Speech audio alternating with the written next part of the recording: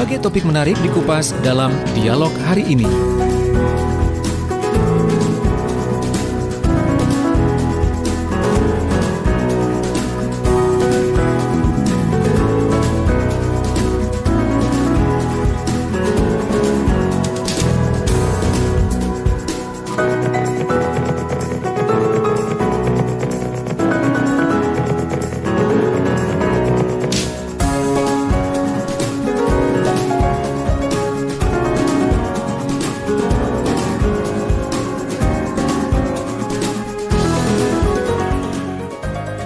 Dan di program Dinamika Jawa Timur edisi hari ini, wisata aman tanpa melanggar protokol kesehatan, Anda juga bisa dengarkan di Persada Kabupaten Blitar, Mahardika Kota Blitar, Pradia Suara Tuban, Praja Angkasa Trenggalek, RGR Tulungagung, Kanjuruhan Malang, Suara Kota Probolinggo, Wika Mojokerto, Suara Jombang, Suara Sampang, Suara Ngawi, Suara Madiun, Suara Pacitan, Ralita Pamekasan, Ersal Nganjuk, Malowopati Bojonegoro, Mahardika Bondowoso, Magetan Indah, Ramapati Kota Pasuruan, dan Remaja Klasik Radio Malang. Anda juga bisa menyimak secara visual di sosial media kami di Facebook LPPL Suara Sidoarjo, di channel YouTube kami Suara Sidoarjo Live, atau juga di Twitter @susi_visual. Nanti untuk rekamannya juga Anda bisa cek atau lihat juga di channel YouTube kami di @Suara Sidoarjo Channel. Untuk Anda nanti juga bisa bertanya-tanya dengan kedua narasumber, yaitu dengan Pak Dwi Cahyono, Ketua PHRI Jawa Timur, dan juga dengan Ibu Susiati, Kepala Bidang Destinasi Pariwisata Provinsi Jawa Timur, di 08213264 109 seputar tema kita di program Dinamika Jawa Timur untuk edisi hari ini, hari Senin tanggal 23 November 2020, yakni wisata aman tanpa melanggar protokol kesehatan. Baik, sepertinya saya sudah tersambung dengan kedua narasumber. Yang pertama saya sapa dulu Bu Susiati. Selamat pagi, Assalamualaikum Bu. Selamat pagi, Waalaikumsalam warahmatullahi wabarakatuh Bapak. Salam sehat ya Bu ya. Salam sehat. Kemudian di Zoom juga tampak ada Pak Dwi Cahyono. Selamat pagi Pak Dwi. Pagi, Assalamualaikum warahmatullahi wabarakatuh Mas. Waalaikumsalam warahmatullahi wabarakatuh. Posisi di Surabaya atau di Malang nih Pak Dwi? Lagi di Malang ini Mas. Oh, lagi di Malang berangkat, ya? Belum berangkat ke Surabaya. Baik, karena yang saya tahu Pak Dwi Cahyono ini juga riwa-riwi dari Surabaya ke Malang ke Surabaya begitu ya? Iya Pak. Terkait dengan kapasitas beliau sebagai Ketua PHRI dan juga punya usaha juga di Malang ini. Baik, kita bicara tentang wisata aman tanpa melanggar protokol kesehatan. Kita tahu pandemi COVID-19 yang sudah berlangsung hampir 9 bulan ini tentunya memukul juga sektor pariwisata. Dan dampaknya kalau dari beberapa catatan yang berhasil dihimpun redaksi, 80% kunjungan wisatawan domestik ini terimbas karena pemberlakuan PSBB beberapa waktu lalu. Tapi sekarang ini untuk pola yang diterapkan sudah mulai agak sedikit dibuka begitu ya. Meskipun tidak total atau 100%, tentunya kita ingin tahu lebih jauh sejauh mana untuk penerapan protokol kesehatan, kemudian tempat-tempat wisata apa saja yang boleh dibuka, apalagi kita masih di tengah pandemi COVID-19. Saya ke Bu Susiati terlebih dahulu. Bu, sampai sejauh ini apakah tempat wisata itu boleh dibuka atau bagaimana Bu? Pak, jadi terima kasih dan mohon maaf bahwasanya pada pagi hari ini Pak Kadis tadi secara mendadak beliau harus mendampingi Ibu, jadi akhirnya mewakilkan pada saya pada pagi hari ini. Memang beberapa kebijakan-kebijakan sudah dilaksanakan oleh pemerintah yang inline, pemerintah daerah ke pemerintah pusat terkait dengan penerapan protokol kesehatan. Jadi di mana ketika tanggal 19 Juni itu kemudian dikeluarkan SE Menteri Kesehatan yang kemudian diikuti oleh Ibu Gubernur mengeluarkan SE tentang tatanan kenormalan baru di sektor pariwisata pada tanggal yang sama, yang kemudian ditindaklanjuti oleh SK Kepala Dinas kami, Dinas Kebudayaan dan Pariwisata tentang SOP protokol kesehatan. Jadi memang sejauh ini semua kebijakan tentu tergantung kepada pemerintah daerah, kabupaten dan kota di masing-masing daerah. terkait dengan dibuka dan tidaknya daya tarik wisata yang ada di wilayah mereka. Dan kami punya fungsi untuk melakukan pengawasan dan senantiasa melakukan koordinasi serta pemantauan terhadap DTW yang ada di daerah, begitu Pak. Baik, jadi untuk hal ini pemerintah Provinsi Jawa Timur hanya secara makro saja untuk memberikan peluang, tapi secara spesifik teknisnya itu kembali ke kabupaten kota masing-masing. Jadi pada prinsipnya boleh dibukanya itu tergantung kebijakan masing-masing kabupaten kota, begitu Bu Susiati? Betul.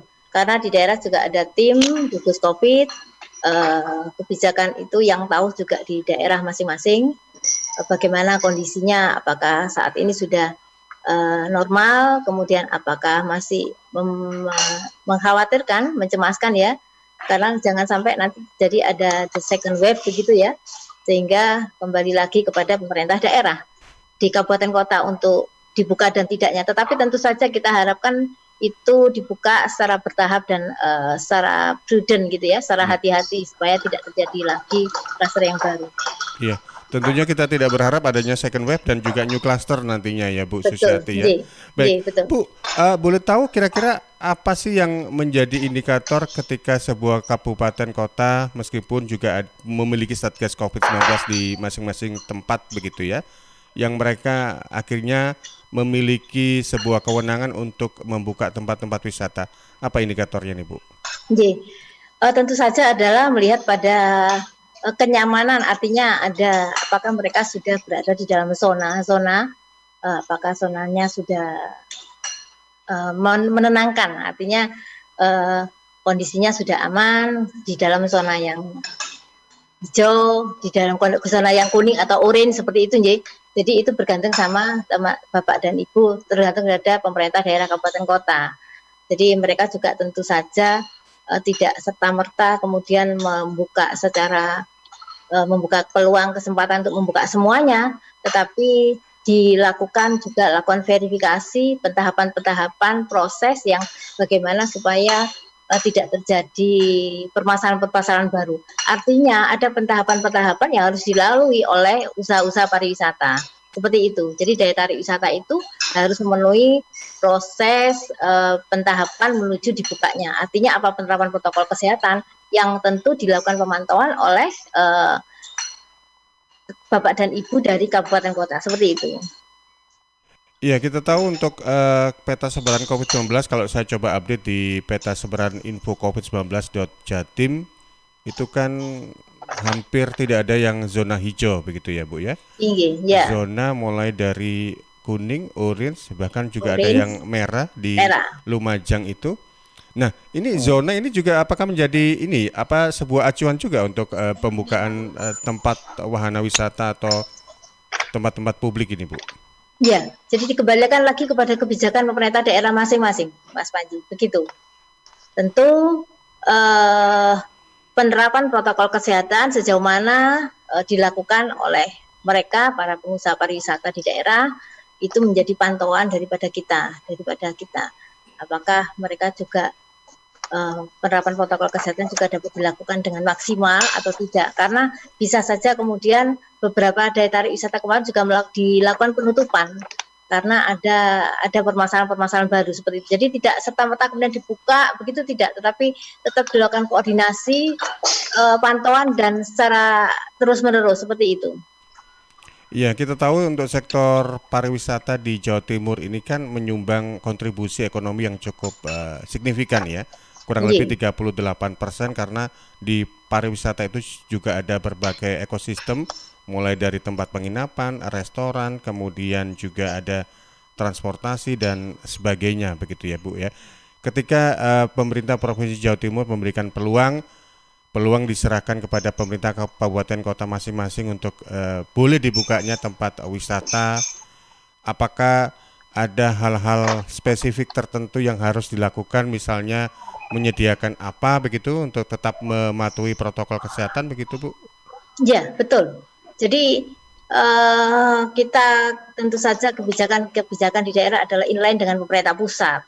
Sudah ada kebijakan yang dikeluarkan oleh pemerintah provinsi, yakni Perda nomor Jadi setelah ada Inpres nomor 6 2020, kemudian ada Instruksi Mendagri nomor 4 tahun 2020, maka pemerintah Provinsi Jawa Timur juga mengeluarkan Perda nomor 2 2020 serta Peraturan Gubernur nomor 53 2020. Nah, ini kita harapkan memang semua masyarakat dan para pengusaha itu dapat patuh terhadap penerapan protokol kesehatan dalam pencegahan dan pengendalian COVID-19.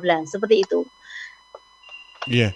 Contohnya apa, Bu? Apakah tempat wisata itu harus memiliki misalnya contoh tempat cuci tangan, harus jaga jarak Betul. atau Ya, itu ya. Jadi diatur secara spesifik di situ begitu ya? oke, betul. Jadi sebagaimana tadi saya sampaikan bahwa ketika awal Juni 19 Juni itu ada SE Gubernur Jawa Timur terkait dengan tatanan kenormalan baru di sektor pariwisata, maka kemudian Bapak Kepala Dinas Kebudayaan dan Pariwisata mengeluarkan SK Kepala Dinas terkait dengan petunjuk teknis SOP protokol kesehatan di lingkungan usaha pariwisata dalam rangka pencegahan dan pengendalian COVID-19. Itu kalau tidak salah tanggal 22, seingat saya 22 Juni. Nah, di situ yang mengatur ada SOP standar operasional prosedur terkait dengan usaha-usaha pariwisata. Jadi bagaimana dari hotel, resto, kemudian sampai kepada seluruh usaha pariwisata untuk dapat menerapkan SOP yang sudah kita atur. Tetapi tentu saja di dalam SOP kami itu adalah bersifat ada lunak, artinya begini, diserahkan juga kembali, memang bisa menjadi satu pedoman oleh teman-teman di daerah maupun oleh masyarakat maupun oleh usaha pariwisata, tetapi bisa jadi disesuaikan dengan kebutuhan masing-masing, seperti itu. Baik. Jadi sifatnya himbauan, apakah tidak ada semacam sanksi apabila tidak dipatuhi ketentuan-ketentuan tersebut? Jadi, sanksi itu tertera pada Peraturan Gubernur nomor 53 tahun 2020. Sanksi itu sudah ada pada Pergub yang 53 2020 bagaimana penerapan protokol kesehatan dalam pencegahan pengendalian COVID itu sudah ada. Jadi ketika kami juga beberapa kali melihat di beberapa daerah dilakukan operasi justisia itu ternyata juga berpengaruh yang sangat signifikan terhadap penurunan kasus-kasus di Jawa Timur.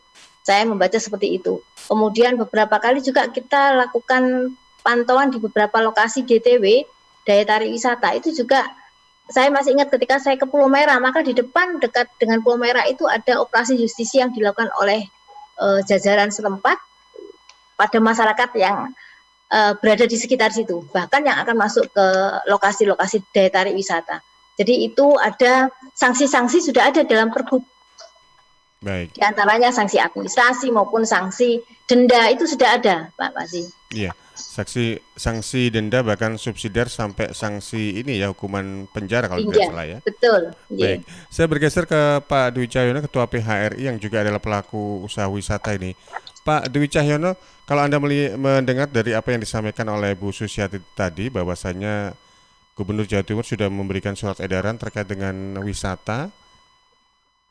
Dari kondisi sekarang, apakah sudah mulai tumbuh positif ini Pak untuk sektor wisata di Jawa Timur kalau secara overall Anda melihat ini Pak Dwi? Ya, terima kasih Mas. Assalamualaikum warahmatullahi wabarakatuh. Selamat pagi Bu Susi. Selamat pagi Pak Dwi. Yang mewakili Pak Sin ya. Inggih. Mohon maaf.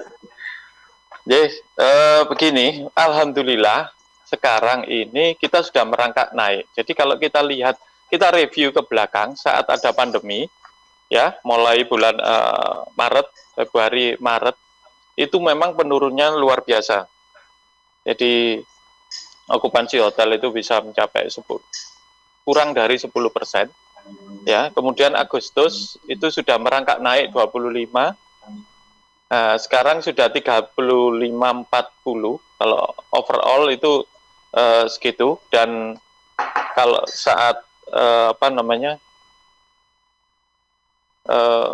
pas holiday kemarin ya, liburan panjang kemarin, itu beberapa destinasi, daerah-daerah destinasi itu bisa mencapai 80% untuk okupansinya. Jadi sekarang pada saat weekday sekitar 35-40 ya untuk overall gitu ya. Semua daerah di Jawa Timur. Perlu diketahui kita itu hotel restoran itu kondisi sekarang itu dapat beroperasi tanpa subsidi itu di angka okupasi sekitar 45-50%. Iya. Kalau sudah di atas, kita berada di bawah itu berarti harus ada subsidi baik dari owner maupun pemerintah atau dari manapun gitu. Jadi BEP itu ada di angka itu gitu. Iya. Itu okupansinya, Mas. Ya. Baik, jadi kondisi sekarang ini lebih baik dibandingkan dengan beberapa bulan sebelumnya, begitu Pak ya. Baik. Ya. Ya, sementara tadi juga sempat disampaikan oleh Bu Susiati bahwasanya pemerintah Provinsi Jawa Timur dalam hal ini juga membuka peluang untuk tempat-tempat wisata, sektor wisata ini bisa beraktivitas kembali. Tapi untuk pelaksanaan rinciannya, teknisnya ini kembali kepada kabupaten kota masing-masing. Kalau Anda melihat dari anggota yang mewakili dari berbagai tempat, apakah ada beda dalam sisi penerapan teknis untuk di lapangan atau bagaimana ini Pak Dwi? Ya, memang sekarang ini sangat tergantung pada pemerintah daerah masing-masing. Karena daerah ini mempunyai spesifikasi masing-masing. Utamanya kalau kita dari kacamata PHRI, Hotel dan Restoran Indonesia, di kawasan-kawasan ada kawasan-kawasan yang menjadi destinasi pariwisata. Ada yang tidak. Dari 30 sekian kota dan kabupaten di Jawa Timur itu memang mempunyai spesifik masing-masing. Dan kita kalau praktisi ini, Mas, jadi pergerakan pariwisata itu satu pergerakan manusia, ya, yang menginginkan experience yang dengan segala sensasinya gitu ya. Jadi kalau pergerakan manusia itu tidak ada, ya pariwisata itu langsung otomatis turun. Ya, jadi sekarang ini waktu-waktu mulai Maret April itu memang ada beberapa hal yang menyebabkan turunnya demand, ya. Yang pertama menyebabkan turunnya demand itu karena regulasi, pembatasan, karena adanya PSBB, travel warning, kemudian status daerah yang tadi disebutkan. Status itu otomatis, jadi kita buka tutup itu sudah biasa sekarang. Jadi kalau oranye ke kuning gitu, kita buka semua. Kemudian merah itu, ya kita ada pengurangan pegawai. Itu sudah menjadi hal yang biasa mulai bulan Maret ini ya.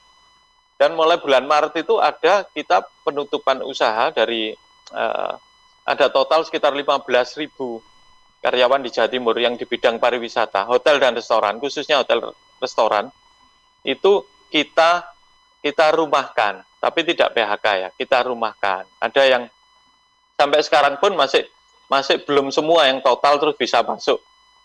Karyawan bisa masuk full 100% gitu. Jadi pergerakan manusia ini penting gitu. Pergerakan manusia datang dan bergerak. Tadi penyebabnya yang pertama tadi itu karena ada regulasi, kemudian yang kedua itu tentang kekhawatiran masyarakat sendiri. Masyarakat khawatir untuk pergi terhadap COVID gitu.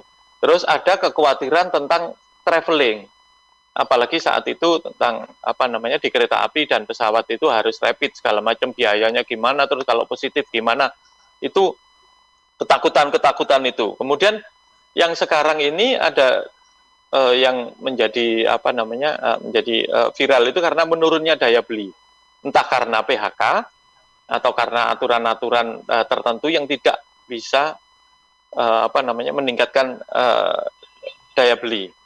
Kemudian terakhir karena perilaku baik masyarakat maupun government itu sekarang itu mau tidak mau berubah. Ada work from home, ada segala macam yang memang dibatasi semuanya itu. Itu menyebabkan turunnya demand. Jadi yang dulunya kita rata-rata Jawa Timur di 50%-an, itu bisa turun menjadi 10%. Nah, sekarang alhamdulillah sudah merangkak naik. Dan kemarin long weekend kemarin adalah uji coba. Uji coba kalau ini tidak tidak menjadi merah lagi statusnya daerah, itu berarti sudah lumayan lah, masyarakat sudah bisa menjaga. Tapi ini kita tahu Jawa Timur ada satu ya daerah yang merah Lumajang ini ya. Iya, betul. Ya. Kalau dulunya ada beberapa, ini sudah lumayan lah. Jadi wisatawan yang mau datang ke Jawa Timur itu sudah mengurangi ketakutannya itu. Jadi itu beberapa hal yang bisa saya sampaikan. Baik. Kalau dari sisi internal di PHRI dan ekosistemnya sendiri, untuk wisata aman tanpa melanggar protokol kesehatan, kira-kira mereka sudah punya persepsi yang sama belum ini Pak Dwi, tentang bagaimana cara menerapkan wisata aman tanpa melanggar protokol kesehatan? Takutnya kan pemahaman tiap-tiap wahana atau destinasi wisata, pelaku usaha itu kan beda-beda begitu ya? Ya, kalau di kita PHRI Jawa Timur ya, hotel dan restoran itu kita seragam. Jadi ini adalah satu kebutuhan mutlak. Jadi tidak bisa terus main-main gitu, menyelenggarakan protokol kesehatan di hotel dan restoran terus main-main, kadang-kadang iya, kadang-kadang enggak, kadang-kadang pakai face shield, kadang-kadang pakai masker atau enggak bisa. Jadi setelah Impres nomor 6 terus Impres Kementerian Dalam Negeri nomor 4 itu ya, terus diteruskan Gubernur nomor 53 terakhir gitu, itu PHRI pusat dan daerah itu mengeluarkan SOP, aturan SOP tersendiri yang mengacu pada itu. Karena apa? Karena setiap hotel, restoran itu berbeda-beda. Mulai non bintang sampai bintang 5. Ya. Jadi itu SOP itu langsung dibatasi per wilayah, per klasifikasi, kemudian per status. Jadi kita ada 2 aturan dari pusat, kemudian yang dari Apindo sendiri dan dari PHRI pusat sendiri yang kita langsung seragamkan saat itu. Jadi mulai dari SOP yang awal ya, Maret, April cuci tangan, kemudian pakai face shield, pakai masker, kemudian jaga jarak, sampai kita harus ada kamar isolasi. Kalau sampai ada orang yang datang terus harus ada diisolasi dulu, panasnya lebih dari 37, itu kan ada prosedurnya masing-masing. Ya. Kalau di daerah-daerah yang panas, itu memang orang bisa saja kena suhunya panas, tapi karena cuaca gitu. Jadi panas saat diukur suhunya panas, itu kita persilakan istirahat dulu, nanti sebentar lagi kita ukur lagi. Kalau tetap berarti ini harus diisolasi. Tapi kalau sudah menurun, ini berarti ya karena mungkin orang kena di kendaraan di mana gitu. Jadi panasnya bisa naik turun. Kemudian kerjasama dengan rumah sakit itu juga kita anjurkan. Jadi kerjasama dengan puskesmas terdekat, dengan rumah sakit, dengan apa kalau sampai ada apa. Kemudian kita tiap kota di Jawa Timur itu kita bekerja sama dengan Satgas COVID gitu. Itu belum lagi fasilitas di hotel dan restoran. Jadi untuk kolam renang, untuk spa, karaoke, apa yang ada gitu, itu kalau kita himbau tutup semua. Jadi memang fungsi organisasi adalah menjadi kepanjangan tangan dari aturan-aturan pemerintah. Jadi kemudian ada beberapa yang memang pemerintah daerahnya memperbolehkan untuk membuka. Ya, karena kondisi statusnya sudah kuning, sudah hijau gitu, terus diperbolehkan. Tapi dengan beberapa aturan-aturan. Nah, kemudian yang paling agak sulit itu MICE. Ya, untuk meeting, konferensi, ya, exhibition itu memang naik turun gitu. Kadang-kadang sudah kita informasikan, sudah promosi satu acara, ternyata statusnya turun, jadi terus dibatalkan gitu kan. Jadi untuk MICE itu memang sampai sekarang wedding segala macam itu masih naik turun, kadang-kadang boleh, kadang-kadang enggak. Itu kita tergantung aja Satgas di daerah masing-masing. Mungkin itu, Mas. Baik, baik. Nanti saya juga akan bertanya dengan Pak Dwi dan juga Bu Susiati terkait dengan dalam hal ini begini, ketika para pelaku usaha itu sudah tertib begitu ya, tapi karena kita melihat bahwasanya objek atau konsumen kita ini kan mungkin di momen-momen tertentu pas peak holiday atau waktu liburan panjang banyak orang, tentunya kan mereka agak jengah juga kadang-kadang ketika ada aturan-aturan yang mungkin dalam tanda kutip bagi sebagian mereka ribet begitu ya. Nah, di sisi lain bagaimana cara pihak-pihak pelaku usaha dalam hal ini memfasilitasi supaya pemasukan tetap jalan dan di sisi lain juga tamu atau konsumen juga tidak kecewa apa yang apa yang biasanya dilakukan. Tapi itu nanti kita akan bahas sesudah kita ikuti beberapa pesan berikut ini. Suara Sidoarjo, lembaga penyiaran publik lokal pemerintah Kabupaten Sidoarjo. Baik sahabat Suara Sidoarjo dan pendengar pemirsa di mana saja Anda berada, kita masih di program Dinamika Jawa Timur dengan tema kita Wisata Aman Tanpa Melanggar Protokol Kesehatan. Masih bersama Ibu Susiati dari Kabid Destinasi Pariwisata Provinsi Jawa Timur dan juga ada Pak Dwi Cahyono, Ketua PHRI Provinsi Jawa Timur. Nanti kita akan lanjutkan kembali ya. Anda juga bisa bertanya di 0821 3264 109 sesudah kita ikuti beberapa pesan berikut ini. Mas, opo sampean? Aku iki ketokane gejala yu. Hah? Gejala opo? Malah rindu tropi kangen. Cuk macem-macem lo yo sampean. Lah yo iku. Aku iki rindu duwe pemimpin orang baik, sing temenan kompeten, terus yo duwe pengalaman sing jelas. Gawe Sidoarjo iki. Iyalah, gampang Mas. Obatnya mung siji. Tanggal 9 Desember jadwalno teko nang TPS. Milio Bupati Wakil Bupati sing jelas-jelas baik. Visi misi program kerjane kudu jelas gawe ningkatno kesejahteraane rakyat. Jadi supaya Sidoarjo sehat, sing wis pasti ya nomor siji. Ayo Sidoarjo.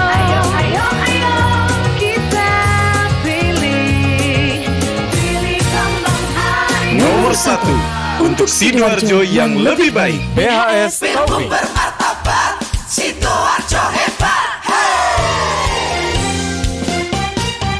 Sidoarjo, yuk podo semangat. Kita sambut pilkada serentak. Ajak sanak saudara memberikan suara untuk masa depan Sidoarjo. Ojo lali hari Rabu 9 Desember 2020. Rame-rame ke TPS kita nyoblos.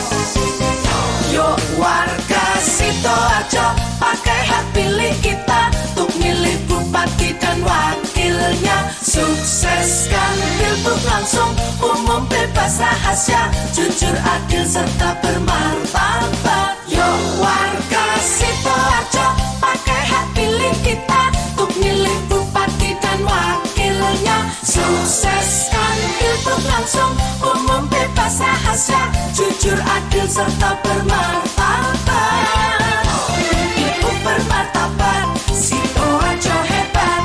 Pilgub bermartabat, Sidoarjo hebat. Hey, sukseskan Pilgub Sidoarjo 2020. Waduh, alon-alon ta Cak, mlaku kok nabrak-nabrak. Sorry, arep ngabari, ngurus dokumen kependudukan dan pencatatan sipil tambah gampang. Temen ta, ojo mbojo. Asli. Semua produk layanan yang dikeluarkan oleh Dispenduk Capil Sidoarjo sudah ada tanda tangan elektronik dan bisa dicek keabsahannya dengan scan barcode. Ada fasilitas jemput bola disabilitas program DILAN, Difabel, ODGJ atau lansia. Jadi untuk lansia atau difabel bisa mengajukan perekaman EKTP ke Dispenduk Capil Sidoarjo melalui kelurahan, desa atau kecamatan. Untuk perekaman KTP elektronik, cetak KK, KTP KTPL dan surat keterangan pindah bisa langsung dilakukan di 18 kecamatan atau langsung ke Dinas Kependudukan dan Pencatatan Sipil Sidoarjo setelah dapat nomor antrian. Untuk memperoleh KIA, cukup melampirkan fotokopi akte kelahiran, KTP dan KK untuk anak usia 5-17 tahun dan melampirkan foto warna ukuran 3x4, dan untuk anak usia 0-5 tahun tidak usah melampirkan foto dan berhak mendapatkan paket layanan akta kelahiran atau KK-nya. Kritik, aduan atau saran langsung ke helpdesk3515@gmail.com atau ke website dispendukcapil.sidoarjokap.go.id atau bisa di Facebook Dinas Kependudukan dan Catatan Sipil Kabupaten Sidoarjo, Instagram Dispendukcapil Sidoarjo atau Twitter di Dukcapil SDA. Jangan lupa tulis identitas Anda dengan lengkap. Iyo tibanya gak ruwet. Gampang kan? Ya wis, mulya. Lo kok diusir? Ape umbah-umbah, helm tak umbah.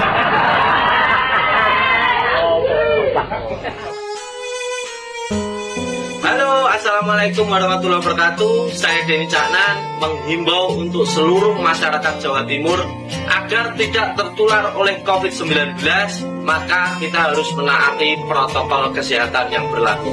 Khususnya memakai masker, jika berpergian menjaga jarak minimal 1 meter, dan tentunya harus didukung dengan olahraga. Jatim bermasker, Jatim sehat.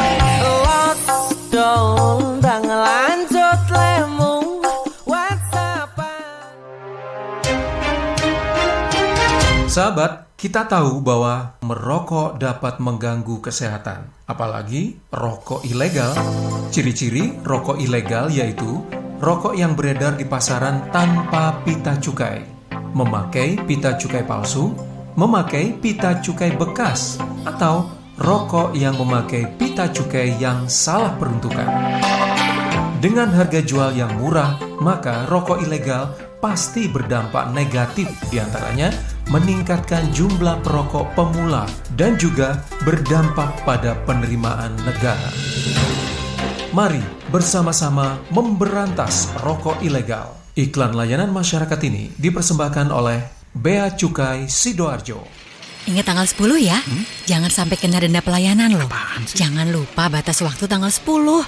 Ingat ya, tanggal. Apaan sih dari tadi tanggal 10 terus? Itu batas waktu bayar iuran JKN KIS, tanggal 10 setiap bulannya. Waduh, sekarang tanggal berapa ya? Kayaknya belum bayar iuran JKN KIS nih. Tuh kan, udah diingetin aja masih lupa. Supaya nggak lupa, manfaatin kemudahan pembayaran iuran JKN KIS melalui program auto debit. Program auto debit? Iya, program auto debit dapat dilakukan melalui berbagai alternatif cara, yaitu melalui aplikasi mobile JKN, Bank Mandiri, BNI, BRI, BCA, Tokopedia, atau ketik bintang 141 bintang 999 pagar. Wah, kalau gitu aku daftar auto debit iuran JKN KIS dulu ya. Ayo bayar iuran JKN KIS sebelum tanggal 10 setiap bulannya, supaya tetap aktif dan tidak kena denda pelayanan kalau dirawat. JKN KIS, bayar, aktif, selamat. Dengan gotong royong, semua tertolong. PT Inet Global sejak tahun 2005 bergerak di bidang ICT, Information and Communication Technology, Internet Service Provider atau ISP, web hosting dan domain, fiber optic system, dan satelit atau VSAT, memberikan layanan jasa koneksi internet ke seluruh dunia dengan kecepatan tinggi dan harga yang kompetitif. Juga memberikan solusi dan jasa konsultasi pendistribusian koneksi internet, menyediakan solusi ICT yang komprehensif, terpadu, dan disesuaikan bagi pengguna yang mencakup data infrastruktur, managed service, cloud computing, IT services, serta layanan digital yang fokus untuk memanfaatkan peluang yang mendukung dan menambah nilai pada bisnis utama tiap customer. Untuk layanan dan servis Inet, hubungi kantor pusat Jalan Kuningan Barat nomor 8 Jakarta. Telepon 021 299 66900. Kantor Surabaya, Intiland Tower lantai 11, Jalan Panglima Sudirman 101-103 Surabaya. Telepon 031 535 3955 031 535 3955. Inet Globalindo, the best service for great solution. News, talk, and music hits. Suara Sidoarjo. Your multi-platform radio. Terima kasih sahabat pendengar pemirsa di mana saja Anda berada, masih bersama di program Dinamika Jawa Timur. Tema kita, wisata aman tanpa melanggar protokol kesehatan, yang juga bisa Anda simak di 22 LPPL, LPS, Lembaga Penyiaran Publik Lokal dan Lembaga Penyiaran Swasta di Jawa Timur. Untuk Anda di 08213264 109 bisa Anda manfaatkan untuk bertanya atau silakan Anda komen di sosial media kami. Saya ke redaksi, ada pertanyaan yang masuk ini. Mohon izin untuk Bu Susiati dan Pak Dwi Cahyono. Ya, Karin? Iya, ini sudah ada 2 pertanyaan yang masuk di WhatsApp redaksi. Yang pertama dari Mbak Catherine di Nganjuk. Di dalam sebuah hotel, kalau ingin membahas tentang penerapan 3M mungkin bisa terlihat nyata di mata para tamu hotel. Contohnya seperti kursi yang diberi tanda X untuk jaga jarak, pegawai yang selalu mengingatkan untuk memakai masker, di pintu depan juga disediakan termogan dan area cuci tangan ada di mana-mana. Namun yang saya ingin tanyakan bagaimana dengan kolam renang jika di sebuah hotel sudah memperbolehkan membuka area kolam renang? Bagaimana caranya para tamu sendiri yakin jika pH air sudah sesuai dengan yang ditetapkan? Kemudian yang kedua dari Bu Anandara di Tuban. Banyak sekali masyarakat yang menyepelekan COVID-19 akhir-akhir ini meskipun zona di beberapa wilayah di Jawa Timur sudah mulai membaik. Seperti tempat pariwisata dan mal-mal yang sudah mulai kendor pelayanannya dalam menerapkan protokol kesehatan. Saya sampai berpikir ini sebenarnya COVID-19 masih ada atau tidak. Baik, terima kasih untuk Mbak Catherine dan Anandara yang ada di Tuban. Monggo ke Pak Dwi Cahyono dahulu, ada tanggapan ini Pak. Ya, dari Jombang ya. Mbak Catherine tadi dari Nganjuk. Nganjuk ya. Betul. Oh, dari Nganjuk. Dari Nganjuk. Ya, terima kasih Mbak Catherine ya. Yang sudah kita lakukan protokol kesehatan itu memang protokol kesehatan plus gitu ya. Jadi sampai tadi yang disebutkan 3M tadi sampai sudah dilakukan semua, termasuk kadang-kadang kita kalau yang di depan itu yang penjaga pintu itu harus pakai tidak hanya face shield tapi harus pakai OPD sederhana gitu. Tapi ya pakaian yang ini kemudian disemprot disinfektan untuk sepatu dan tas-tasnya semuanya itu. Kemudian yang ditanyakan tadi tentang kolam renang. Kolam renang ini sampai sekarang kita mengacu pada peraturan pemerintah itu masih ada beberapa yang masih belum diperbolehkan digunakan. Ada beberapa kota yang sampai sekarang masih belum berapa digunakan. Ada yang sudah boleh digunakan, tapi dengan aturan-aturan tertentu, dengan pH dan kadar air yang harus terukur. Kemudian kita menghitung jalur. Jadi jalur kolam renangnya itu sendiri bisa dipakai renang, umpamanya 4 jalur gitu ya, memanjang gitu, 4 jalur. Berarti pada saat yang sama itu dalam satu kolam renang itu hanya boleh boleh orang renang sejumlah jalur itu. Jadi kalau itu 4 jalur itu ya satu kolam renang itu boleh ada orang 4 yang berenang. Habis itu kemudian setelah ini selesai 4 orang ini baru ada 4 orang lagi gitu ya. Jadi untuk ukuran itu sementara kita mengacu pada itu. Jadi tidak saling bersentuhan dalam jalur-jalur. Kalau yang tidak punya jalur adalah tetap jumlah jalur kemudian dikali 50%. Jadi meskipun kolam renangnya besar gitu, kalau jalurnya 4 gitu tidak punya jalur, jadi hanya boleh yang berenang hanya 2 orang di situ.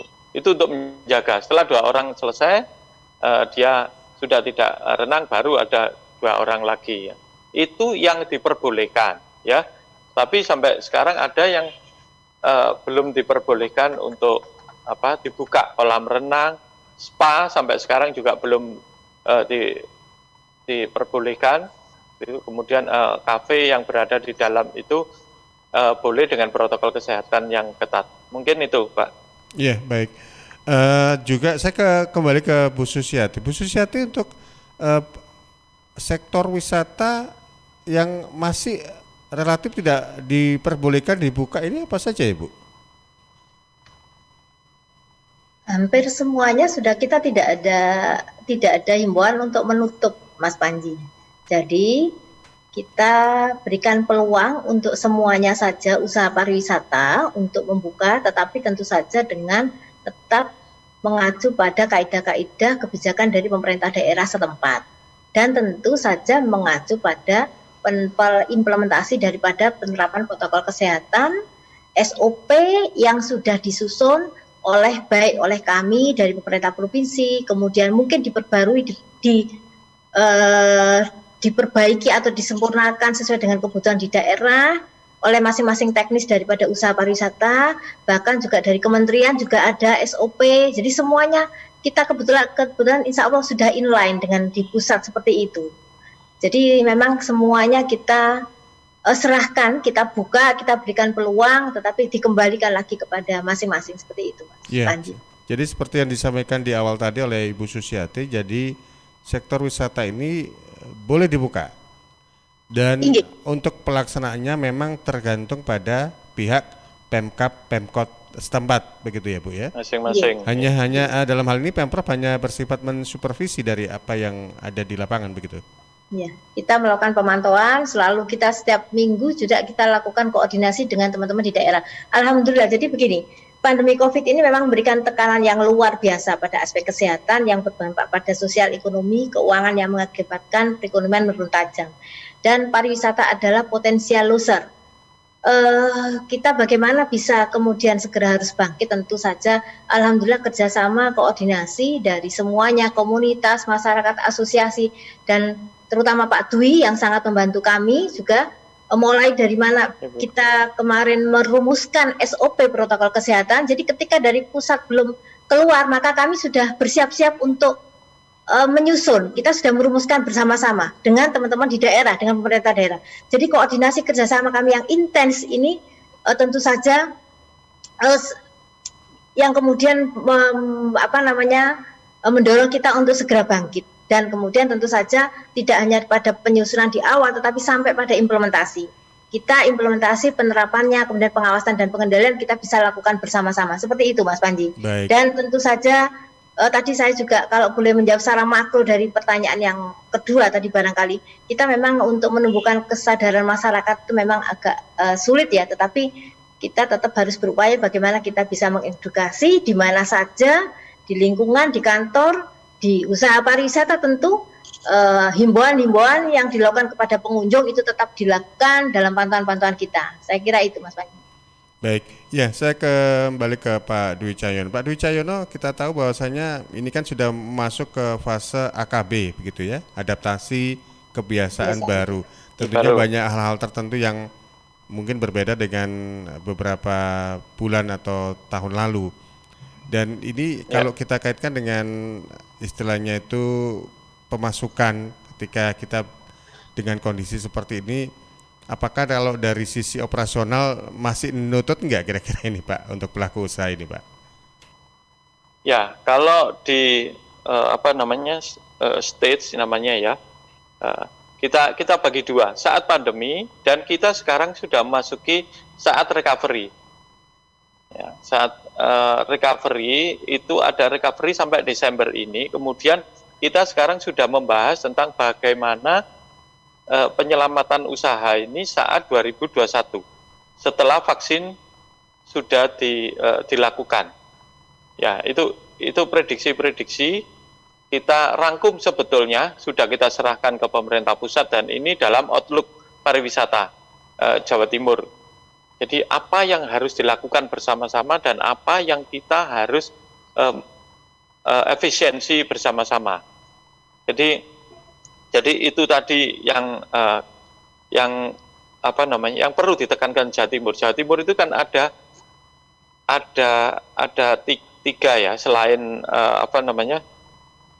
vokasional ya, orang rekreasi itu jenis-jenis turismenya itu yang di Jawa Timur ada. Kemudian bisnis dan niche tourism, ya utamanya MICE. Itu sama-sama harus kita jaga. Gitu.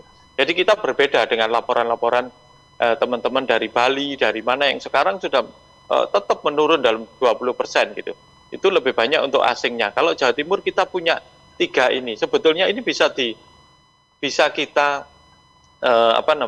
bisa kita angkat bersama-sama. Kita lihat kemarin long weekend itu sebagai uji coba itu sudah sedikit menggambarkan inilah ada keberhasilan gitu. Tapi terus apa yang harus dilakukan gitu? Jadi kalau tadi yang pertanyaan Mas Panji ya, pertanyaan tadi apa sudah BEP? Yang tadi saya sebutkan sebetulnya kita 45-50% itu baru BEP, baru di titik BEP. Ya, jadi yang perlu kita lakukan di saat recovery ini, kita butuh stimulus dan trigger. Stimulus itu kita kan ada pembayaran yang rutin seperti pembayaran pajak selain hotel dan restoran, kemudian ada PLN, ada BPJS, ada PDAM segala macam itu. Itu kalau bisa ada stimulus pengurangan yang bisa dilakukan oleh pemerintah untuk mengurangi beban kita. Kemudian yang kedua itu adalah trigger. Trigger itu seperti begini.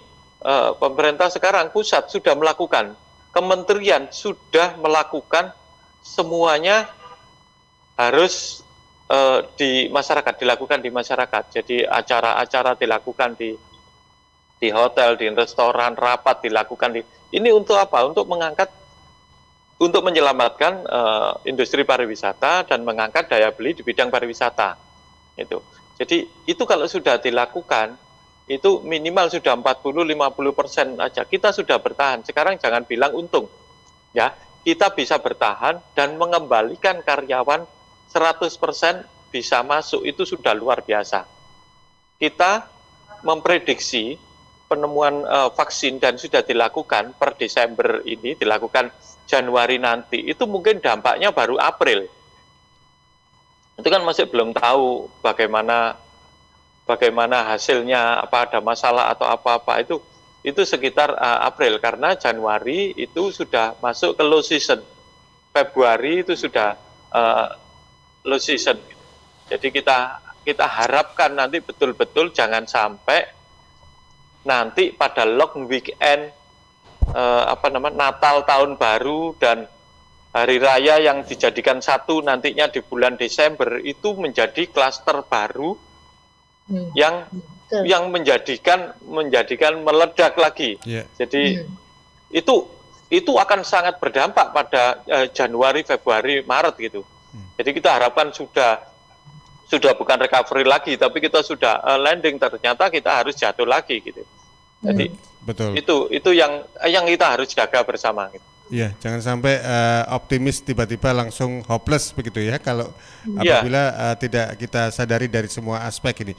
Tapi dalam hal ini ketika sudah mulai menjalankan prokes atau protokol kesehatan ini, masyarakat atau wisatawan mereka rata-rata sudah memahami betul, mematuhi, atau memang masih perlu diedukasi lagi nih Pak Dwi kalau Anda melihat di lapangan itu?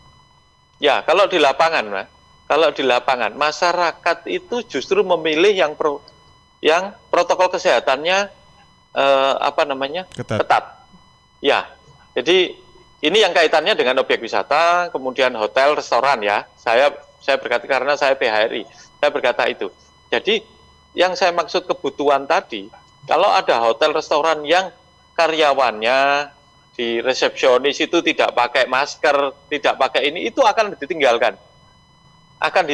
Orang malah akan ketakutan gitu. Dia akan milih ke hotel yang lain gitu. Tapi alhamdulillah sekarang ini semuanya karena kebutuhan, semuanya melaksanakan dengan baik. Tinggal kita yang khawatirkan itu justru di tempat umum. Ya, kita sudah mati-matian menjaga protokol kesehatan yang ketat sekali sampai karyawan pulang kita periksa semua, 1 bulan sekali kita tes untuk swab segala macam, tapi ternyata di tempat umum tidak disiplin gitu. Jadi mungkin di pinggir jalan, di pasar atau di apa itu tidak disiplin, dan itu dampaknya semua. Kalau dampaknya itu akan ke kota masing-masing. Kalau kota itu kembali ke merah umpamanya, seperti sekarang ada salah satu kota terus kembali ke merah, itu yang kena bukan kota itu aja. Jadi wisatawan yang mau datang lihat sekarang aja kasus ini ya, satu kota kembali ke merah, itu cancel di hotel, travel itu langsung terjadi. Terus kita enggak, jadi kita tunda atau kita batalkan atau apa, itu langsung. Jadi kita berharap semua masyarakat dan masyarakat, pengusaha dan pemerintah itu betul-betul disiplin semuanya gitu. Jadi itu dampaknya akan kena semua gitu. Karena untuk menegakkan protokol kesehatan kan tidak bisa dari satu pihak saja, tapi butuh kesadaran dari semua pihak begitu ya Pak Dwi ya? Ya. Baik. Saya ke Bu Susiati. Bu Susiati, ini juga harapannya di wisata aman tanpa melanggar protokol kesehatan ini dari pihak Dinas Kebudayaan dan Pariwisata Provinsi Jawa Timur ini apa ini Bu? Sekaligus juga penutup ini, monggo. Jadi tentu saja kita harapkan bahwasanya kepatuhan daripada masyarakat itu sangat kita harapkan. Kemudian kepatuhan dari para pengusaha maupun para pengunjung di usaha-usaha pariwisata. Jadi kita harapkan kepatuhan, kemudian disiplin yang tinggi.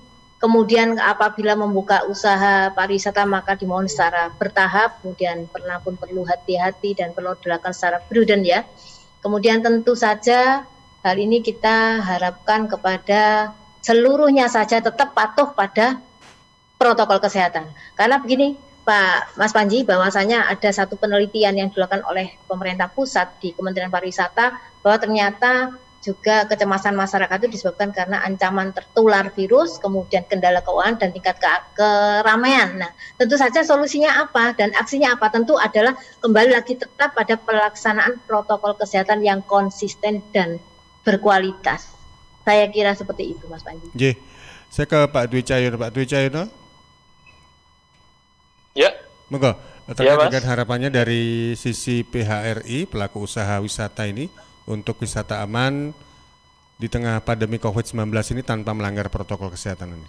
Monggo, Pak. Ya, kata kuncinya ada satu, disiplin. Ya, siapapun sudah harus disiplin. Sekarang semuanya saya pikir sudah tahu lah. Sudah tahu 3M, 3T itu ya. 3T 3T itu perlu saya tekankan juga, itu yaitu testing, setelah dites itu kemudian tracing. Tracing ini yang perlu ditekankan. Karena apa? Karena setelah tahu satu orang di situ, itu tracingnya harus jelas gitu. Jadi betul-betul di tracing, kemudian treatmentnya bagus. Dan semuanya ini bisa berhasil karena apa? Karena disiplin. Masyarakatnya disiplin, pemerintahnya yang melakukan testing dan treatment itu enggak ogah-ogahan gitu, disiplin juga, kemudian pengusaha dan wisatawan sendiri. Jadi itu yang perlu dilakukan bersama-sama. Nanti kalau sampai ini tidak disiplin, semuanya menurun, itu yang akan kena dampaknya langsung pemerintah dan masyarakat. Masyarakat yang langsung berada di bawah akan merasakan kalau statusnya sampai turun, semuanya akan merasakan dampaknya. Maka dari itu semuanya saya himbau untuk berdisiplin melakukan protokol kesehatan. Iya. Terima kasih, Pak. Karena kita tahu bahwasanya tidak hanya dari sisi kesehatan saja, faktor ekonomi juga seperti yang pernah disampaikan oleh Presiden RI Joko Widodo. Ini kan kita harus gasrem begitu ya. Jadi harus bisa dikatakan seimbang lah. Jadi kesehatannya dapat, ekonominya juga tetap jalan. Karena kita tahu kurang lebih ada hampir 1.000 destinasi wisata di Jawa Timur ini yang sudah mulai bergeliat dan beroperasi sejak kalau tidak salah Agustus September seperti yang disampaikan oleh Pak Dwi Cahyono. Baik, mudah-mudahan ke depan potensi pariwisata di Jawa Timur dan ekosistemnya ini semakin semarak lagi, dan tentunya kita tetap mengacu pada protokol kesehatan yang ada. Bu Susiati, Pak Dwi Cahyono, terima kasih untuk waktunya. Selamat pagi, selamat beraktivitas. Sama-sama. Dan salam sehat. Waalaikumsalam warahmatullahi wabarakatuh. Bu Susi. Baik, demikian tadi sahabat program Dinamika Jawa Timur dengan tema wisata aman tanpa melanggar protokol kesehatan dengan dua narasumber. Ada Ibu Susiati dari Kepala Bidang Destinasi Pariwisata Dinas Budaya dan Pariwisata Provinsi Jawa Timur, kemudian juga ada Pak Dwi Cahyono, Ketua PHRI Persatuan Hotel dan Restoran Indonesia Provinsi Jawa Timur. Terima kasih juga untuk Anda yang sudah menyimak program Dinamika Jawa Timur ini melalui Persada Kabupaten Blitar, Mahardika Kota Blitar, Pradia Suara Tuban, Praja Angkasa Trenggalek, RGR Tulungagung, Kanjuruhan Malang, Suara Kota Probolinggo, Wika Mojokerto, Suara Jombang, Suara Sampang, Suara Ngawi, Suara Madiun, Suara Pacitan, Ralita Pamekasan, Ersal Nganjuk, Malowopati Bojonegoro, Mahardika Bondowoso, Magetan Indah, Ramapati Kota Pasuruan, dan Remaja Klasik Radio Malang.